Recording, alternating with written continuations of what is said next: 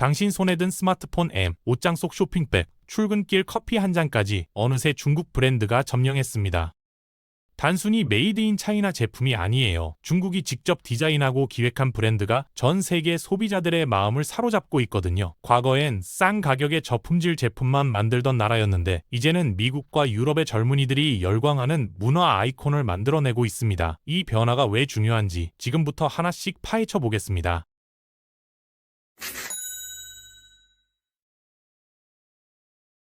SNS에서 난리가 났죠. 라부부라는 털복숭이 인형 때문에 전 세계가 들썩이고 있거든요. 미국 10대들이 틱톡에서 언박싱 영상을 올리고 한국 연예인들도 인증샷을 찍어대는 이 괴상한 캐릭터의 정체는 뭘까요? 중국 팜마트라는 회사가 만든 피규어입니다. 10년 전 베이징의 매장 하나로 시작한 이 회사는 이제 미국 전역에 매장을 열었어요. 뉴욕이나 LA 같은 대도시뿐 아니라 오하이오 같은 중부 지역까지 파고들었다는 게 놀라운 점이죠. 2024년 들어서만 매출이 250%나 급증했는데 이건 단순한 유행이 아니라 중국 브랜드의 문화적 영향력이 폭발적으로 커지고 있다는 신호인 겁니다. 이런 성공 뒤에는 또 다른 중국 브랜드가 숨어 있어요. 바로 틱톡이죠. 전 세계 10억 명 이상이 쓰고 있고 미국에서만 매달 1억 7천만 명이 접속하는 이 앱은 유튜브나 인스타그램과 어깨를 나란히 하는 거대 플랫폼이 됐습니다. 미국 젊은이들에게 중국 브랜드를 처음 소개한 게 바로 틱톡이거든요. 예전 세대는 중국 하면 싸구려 제품을 떠올렸지만 지금 10대와 20대는 틱톡에서 재미있는 콘텐츠를 보고 중국 브랜드 제품을 자연스럽게 구매합니다. 이게 바로 소프트 파워의 힘이에요. 강제로 밀어붙이는 게 아니라 자연스럽게 스며드는 영향력 말이죠. 중국 기업들이 이렇게 빠르게 성장할 수 있었던 비결은 뭘까요? 모바일 쇼핑 문화를 완벽하게 장악했기 때문입니다. 중국에서는 소매 거래의 40% 정도가 스마트폰으로 이루어지는데 미국은 아직 그 절반 수준도 안 되거든요.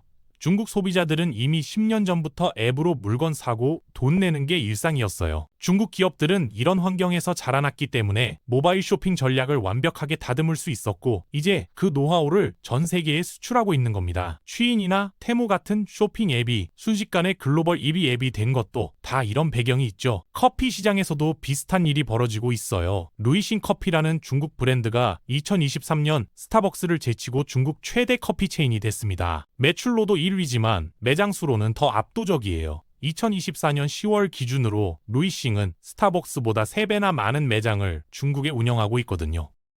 이 회사의 전략은 간단합니다. 오직 앱으로만 주문받아서 인건비를 줄이고 1달러짜리 커피도 팔면서 가격 경쟁력을 극대화하는 거죠. 그리고 이제 미국 시장에도 진출했어요. 뉴욕에 매장을 열고 미국 입맛에 맞춰 펌킨 스파이스 메뉴까지 추가했습니다. 중국 기업들이 단순히 자기네 방식만 고집하는 게 아니라 현지 문화에 맞춰 유연하게 변화한다는 증거겠죠.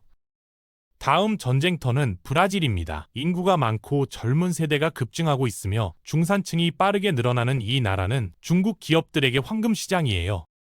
도시화가 진행되면서 디지털 기술을 받아들이는 속도도 빠르거든요. 실제로 브라질에서 가장 인기 있는 쇼핑 앱이 테무와 쉬인일 정도입니다. 여기에 중국 음식 배달 기업 메이투안도 향후 5년간 10억 달러를 투자해서 브라질 시장에 진출하겠다고 발표했어요. 이게 공교롭게도 브라질 대통령이 베이징을 방문해서 광산과 운송, 항만 분야에 중국 투자를 늘리기로 합의한 직후에 나온 소식이죠. 정부 차원의 지원과 기업의 공격적 확장이 맞물린 겁니다. 중국 정부가 자국 기업의 해외 진출을 적극 지원하는 이유는 뭘까요?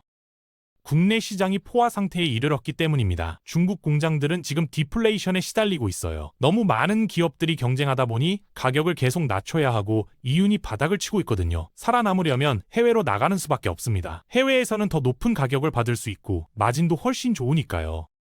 그래서 중국 정부는 기업들의 글로벌 진출을 밀어주고 있고 이를 통해 중국의 국제적 영향력도 함께 키우려는 겁니다. 경제와 정치가 맞물린 전략이에요.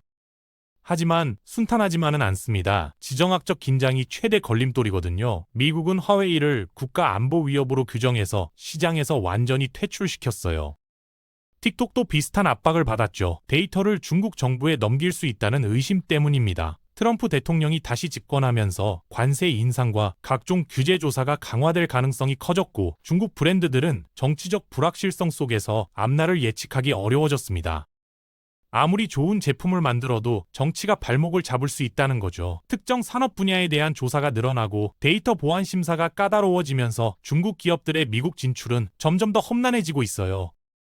그런데도 젊은 세대는 중국 브랜드에 우호적입니다. 퓨 리서치 센터 조사를 보면 18세에서 34세 사이 미국인들이 35세 이상보다 중국을 훨씬 긍정적으로 봐요. 틱톡이 젊은 문화의 중심이 됐기 때문이죠. 이들에게 틱톡은 그냥 재미있는 앱일 뿐 중국 앱이라는 인식이 별로 없거든요. 쉬인에서 옷을 사고 테무에서 물건을 주문하지만 그게 중국 기업이라는 걸 크게 신경 쓰지 않습니다. 이게 바로 소프트 파워의 본질이에요. 눈에 보이지 않고 느껴지지 않지만 서서히 침투하는 영향력 말입니다. 다만 같은 조사에서 대부분의 국가가 여전히 중국에 대해 부정적 인식을 갖고 있다는 점도 나타났어요. 젊은 층의 호감도가 전체 여론을 바꾸기까지는 시간이 더 필요하다는 뜻이죠. 지속 가능성에도 의문이 제기되고 있어요. 팜마트처럼 급성장한 브랜드가 이 성장세를 계속 유지할 수 있을까요? 거품이 꺼질 가능성은 없을까요? 쉬인과 테무는 이미 고객 유지율 문제로 골머리를 앓고 있습니다. 아마존의 미국 내 고객 유지율이 93%인데 비해 테무는 60% 정도밖에 안 되거든요. 사람들이 앱을 설치했다가 지웠다가를 반복하는 겁니다. 처음엔 싼 가격에 끌려서 써보지만 품질이나 배송 문제로 실망해서 떠나는 사람이 많다는 얘기죠. 장기적으로 봤을 때 중국 브랜드가 정말 세계 시장에 뿌리 내릴 수 있을지는 단순히 정치적 문제가 아니라 비즈니스 전략의 문제일 수 있습니다. 그럼에도 중국 브랜드는 사라지지 않을 겁니다. 이미 너무 깊숙이 들어왔거든요. 우리가 의식하든 못하든 중국이 만든 제품과 서비스를 매일 사용하게 될 거예요. 이건 단순히 경제의 문제가 아닙니다. 중국이라는 나라 자체의 글로벌 위상이 커지고 있다는 신호거든요. 과거엔 저가 제품을 만들어서 팔던 나라가 이제는 문화와 라이프 스타일을 수출하는 단계로 올라선 겁니다.